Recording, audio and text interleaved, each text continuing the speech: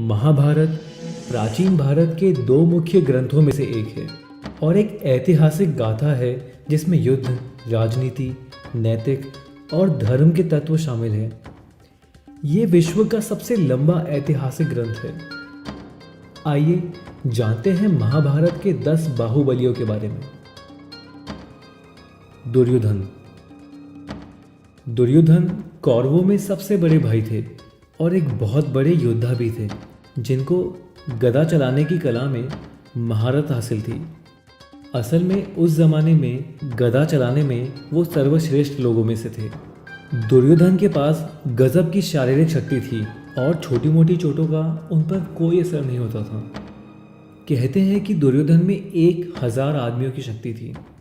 दुर्योधन ने अपनी युद्ध कला उनके गुरु कृपाचार्य और द्रोणाचार्य से सीखी थी, जिसके बाद उन्होंने बलराम से गदा चलाने की कला सीखी। वो पूरे भारत वंश के सबसे क्रूर और बेरहम शासक थे। महाभारत जैसा विशाल युद्ध शुरू करने के पीछे दुर्योधन सबसे बड़ा कारण थे। भीम पांचों पांडव भाइयों में दूसरे सबसे बड़े भाई थे, जो कि कुंती और वायुदेव के पुत्र थे। अपने पिता की ही तरह वो भी बहुत शक्तिशाली थे। उनको इंद्र और वायुदेव के बराबर शक्तिशाली माना जाता था।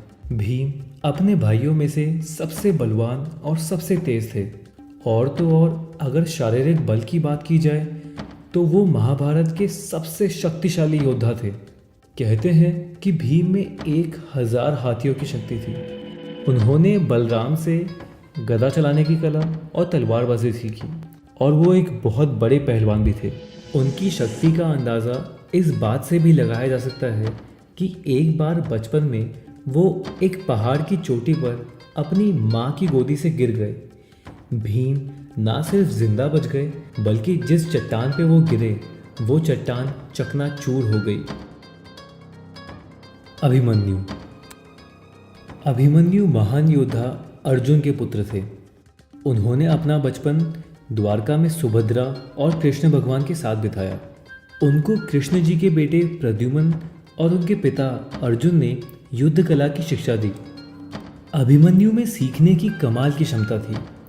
उनकी शिक्षा उनकी माँ सुभद्रा की कोख में ही शुरू हो गई थी। अपनी माँ की कोख में ही उन्होंने अपने पिता अर्जुन को सुभद्रा को अलग अलग युद्ध नीतियों के बारे में बताते हुए सुन लिया था। और तो और अभिमन्यु ने चक्रव्यूह में प्रवेश करने का रहस्य भी सुन लिया था। लेकिन सुभद्रा के बीच में सो जाने की वजह से अर्जुन अपनी पूरी बात नहीं बता पाए और अभिमन्यु चक्रव्यूह को तोड़ने के बारे में नहीं सुन पाए। पांडव सेना में अभिमन्यु उन 3 लोगों में से थे जिनको चक्रव्यूह के खिलाफ लड़ना आता था। अभिमन्यु को उनकी हिम्मत और लड़ने की कला अपने पिता अर्जुन और दादा इंद्र से विरासत में मिली थी। कहते हैं कि अभिमन्यु अर्जुन के बराबर शक्तिशाली थे और वो सिर्फ 16 साल के थे जब वो महाभारत का हिस्सा बने। घटोत्कच भीम और राक्षसी हिडिंबा के पुत्र थे।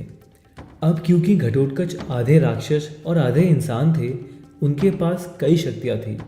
वो राक्षसी हिडिंबा के बेटे थे, इसीलिए वो उड़ सकते थे और राक्षसों की सारी शक्तियाँ उनके पास थी।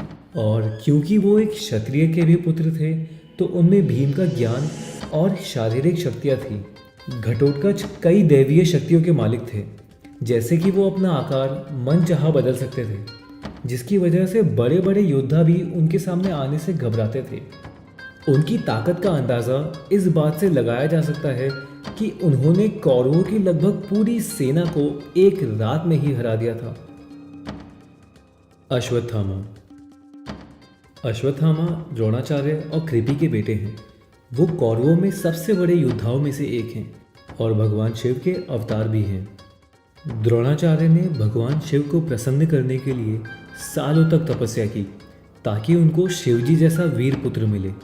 अश्वत्थामा के जन्म के वक्त उनके सर पर एक मणि थी जो अश्वत्थामा को इंसानों से नीचे किसी भी प्राणी पर काबू करने देती थी। ये मणि अश्वत्थामा को किसी भी प्रकार की भूख, प्यास या थकान से बचाती थी। अश्वत्थामा एक चिरंजीवी है। वो एक बहुत बड़े योद्धा हैं जिनको अस्त्र शस्त्र की कला में महारत हासिल थी। उनके पास दैवीय हथियार थे, जैसे नारायण अस्त्र, अग्नि अस्त्र और तो और शक्तिशाली ब्रह्मास्त्र भी। भीष्म ने यह कहा था कि अश्वत्थामा को जब गुस्सा आता है तब युद्ध में उनसे लड़ना नामुमकिन है, क्योंकि वो शिवजी जैसा रौद्र रूप ले लेते हैं। द्रोण अश्वत्थामा के पिता थे और वो कौरवों और पांडवों के शाही गुरु भी थे। वो युद्ध कला के गुरु थे। उन्होंने अर्जुन और कर्ण को तीरंदाजी यानी तीर धनुष चलाना सिखाया था। दुर्योधन और भीम को भी गदा चलाना उन्होंने ही सिखाया था। भीष्म और कर्ण की तरह ही द्रोण भी भगवान परशुराम के शिष्य थे। द्रोण अपने वादे की वजह से कौरवों की तरफ से महाभारत के युद्ध में लड़े। वो बहुत ज्ञानी थे और महाभारत में सबसे बड़े रणनीति बनाने वालों में से एक थे। अर्जुन इंद्रदेव के बेटे थे। वो पांडव भाइयों में तीसरे पांडव और सबसे महान तीरंदाज थे। गुरु द्रोण ने अर्जुन को शिक्षा दी, लेकिन बाद में युद्ध कला में वो अपने गुरु से भी आगे निकल गए। अर्जुन महाभारत के सबसे शक्तिशाली योद्धाओं में से थे और तो और उनको हर तरह के दैवीय शस्त्रों का ज्ञान था। अर्जुन के पास ब्रह्मास्त्र, पशुपात अस्त्र, प्रजापति अस्त्र और ऐसे कई अस्त्र थे, लेकिन अर्जुन ने एक बार भी इनको महाभारत में इस्तेमाल नहीं किया। अर्जुन ने पशुपात अस्त्र पाने के लिए कड़ी तपस्या की, वो भी अपने पैरों के अंगूठे पर खड़े होकर। अर्जुन ने महाभारत युद्ध में कौरव सेना के कई योद्धाओं को मारा, जिसमें महान योद्धा भीष्म और कर्ण भी शामिल थे। कर्ण सूर्यदेव और कुंती के पुत्र थे। वो पांडवों में सबसे बड़े भाई थे। दुर्योधन से अपनी दोस्ती की वजह से उन्होंने महाभारत में उनके साथ कौरवों की तरफ से लड़ाई की। उन्होंने अपनी शिक्षा भगवान परशुराम से ली थी। कर्ण एक कवच और कुंडल के साथ पैदा हुए थे, जो कि उनके पिता ने उनको तोहफे में दिया था। ये कवच और कुंडल कर्ण को किसी भी प्रकार के अस्त्र शस्त्र से बचा सकते थे। कर्ण ने भीष्म को वचन दिया था कि जब तक भीष्म युद्ध के मैदान में हैं वो नहीं लड़ेंगे, क्योंकि अगर ये दोनों एक साथ युद्ध के मैदान में आ गए तो पांडव सेना का अंत हो जाएगा। वो कुरुक्षेत्र में भीष्म के पराजय होने के बाद ही आए। अर्जुन की तरह ही कर्ण को भी धनुष बाण की कला में महारत हासिल थी। सामान्य परिस्थिति में कर्ण को हराना नामुमकिन था, लेकिन कर्ण को हराने के लिए दो शक्तिशाली श्राप और बहुत बड़ा षड्यंत्र रचा गया। भीष्म शांतनु और देवी गंगा के पुत्र थे।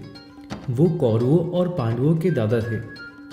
उन्होंने भी अपनी शिक्षा भगवान परशुराम से ली थी। भीष्म को अपनी माँ गंगा से वरदान मिला था कि वो जब तक चाहे जी सकते हैं, यानी कि भीष्म तब तक नहीं मर सकते जब तक वो खुद ना मरना चाहें। भीष्म इतने बड़े योद्धा थे कि एक बार भगवान परशुराम के पिता ने उनसे कहा कि कभी भी भीष्म के सामने युद्ध मत करना, उनको हराया नहीं जा सकता। महाभारत के युद्ध में भीष्म के वार इतने शक्तिशाली थे कि कृष्ण जी को युद्ध में हथियार ना उठाने का अपना वादा तक तोड़ना पड़ा। कृष्णा। भगवान कृष्ण विष्णु जी के 8वें अवतार थे।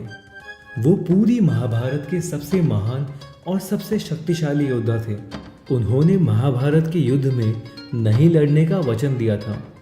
अगर वो युद्ध में लड़ने आते तो पलक झपकते ही युद्ध खत्म हो जाता।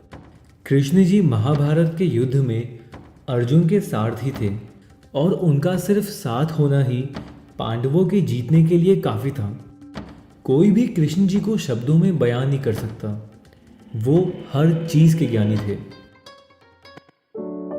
अगर आपको ये वीडियो अच्छा लगा हो तो प्लीज़ वीडियो को लाइक करिए और हमें नीचे कमेंट्स में बताइए, और प्लीज़ इस चैनल को सब्सक्राइब करिए और सब्सक्राइब करने के लिए यहाँ क्लिक करें। Thank you.